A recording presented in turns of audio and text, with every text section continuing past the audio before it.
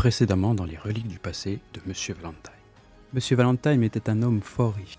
Un soir d'été, au moment d'une éclipse lunaire, Monsieur Valentine disparut en laissant une note mystérieuse écrite de sa main sur son bureau marbré. J'ai enfin trouvé l'immortalité et je lègue ce secret à ma descendance adoptive lors de la prochaine éclipse lunaire à Betterville. Au bas de cette note, juste à côté du sceau et de sa signature, il y avait une série de chiffres et de lettres, mais personne ne comprenait ce dernier message codé de Monsieur Valentine. Moi, c'est Maddy Valentine.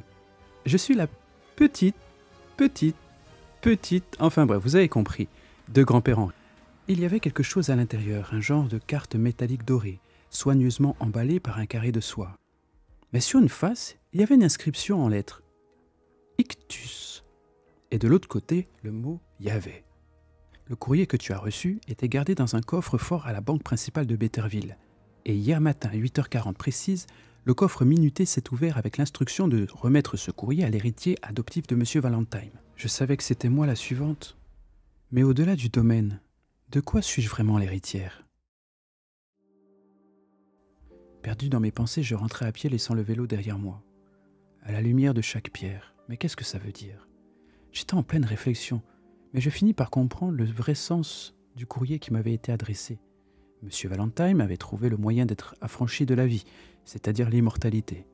Il parlait également d'une éclipse lunaire qui marquerait le début de la transmission de mon héritage, certainement la nuit passée lorsque le coffre de la banque s'est ouvert automatiquement.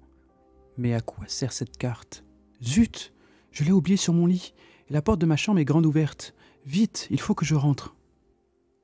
Dans le couloir principal, entre les deux grands escaliers en bois qui menaient au premier étage, se trouvait un buste de Monsieur Valentine, et derrière lui était encadré son dernier message.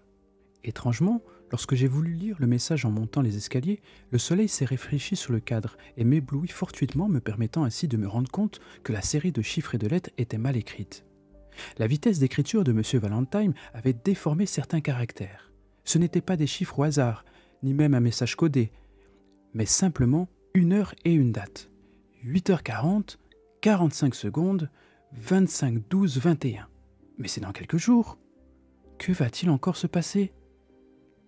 Surprise, en allant dans ma chambre, je trouvais Émilie sur mon lit. Elle était couchée sur le dos avec la carte à la main, marmonnant quelque chose d'incompréhensible. Malgré son jeune âge, elle était très dégourdie et avait une imagination débordante. Elle était atteinte d'autisme, mais avec moi, elle se sentait en sécurité. « Émilie, qu'est-ce que tu fais là ? Tu n'es pas à l'école ?» Surprise, elle cacha la carte dorée derrière son dos. Non, je suis balade. » Qu'est-ce que tu caches derrière ton dos ? Allez, rends-moi ça et retourne te coucher. C'est une jolie clé que tu as. Dis, tu me la prêtes ? Comment ça, une clé ? Comment tu sais ça, toi ? Ah ah ! Je te le dis à une seule condition. Laisse-moi venir avec toi. Je m'ennuie. Tout le monde est en classe. Émilie, si maman l'apprend, j'aurai des problèmes. S'il te plaît, allez. Bon, d'accord, mais tu m'écoutes et tu fais ce que je te dis. Je serai sage comme une image. Alors, dis-moi, qu'est-ce qui te fait penser que c'est une clé ? Viens avec moi, Maddy. Je vais te montrer.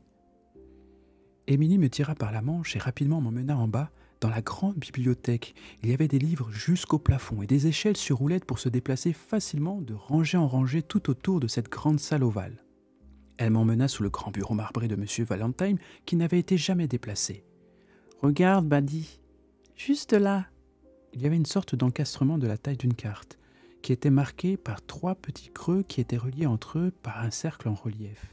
Alors que j'approchais la carte délicatement du réceptacle aimanté, le mécanisme de la carte se déclencha une fois posée et se poursuivit derrière les parois de la bibliothèque comme si une porte allait s'ouvrir. Mais rien ne se passa. « Milly, ça va ? » ?»« Non, j'ai peur. »« Sois tranquille, je suis avec toi, tout ira bien. »« Dis-moi si tu vois quelque chose qui a bougé. »« Non, il n'y a rien. » Bon, réfléchissons ensemble.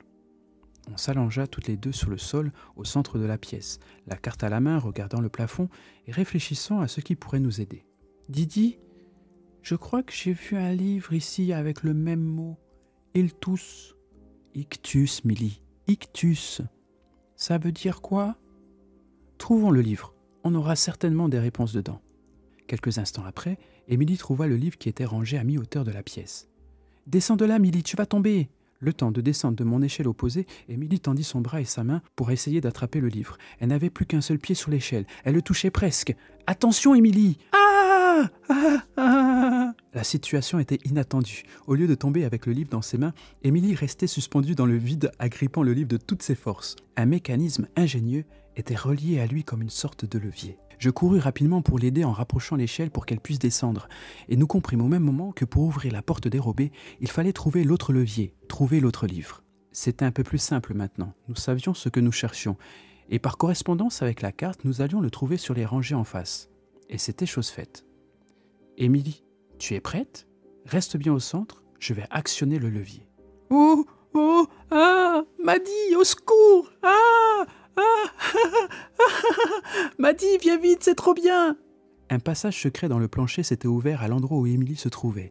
Le temps que les escaliers se positionnent, elle avait glissé comme sur un toboggan. Je descendis à mon tour les escaliers et longeai un grand tunnel où la lumière se reflétait dans les cristaux incrustés sur les parois, du sol au plafond. C'était juste magnifique.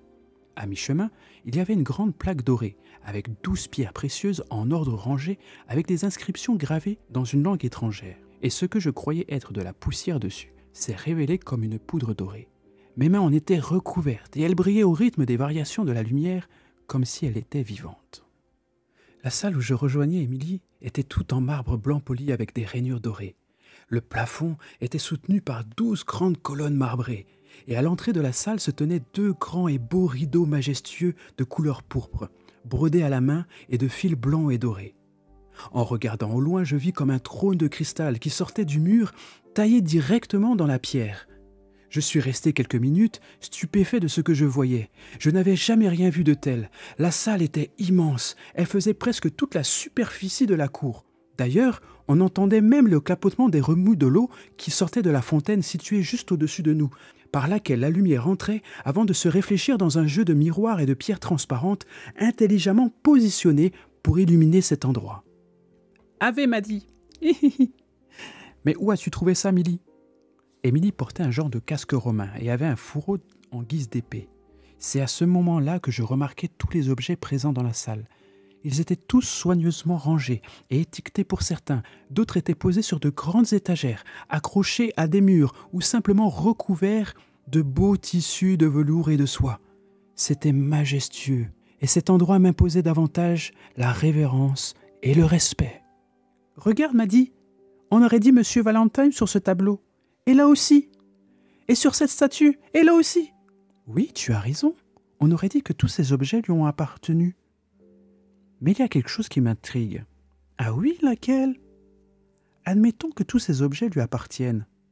Comment se fait-il que des siècles presque entiers les séparent les uns des autres? Aurait-il vraiment traversé les âges?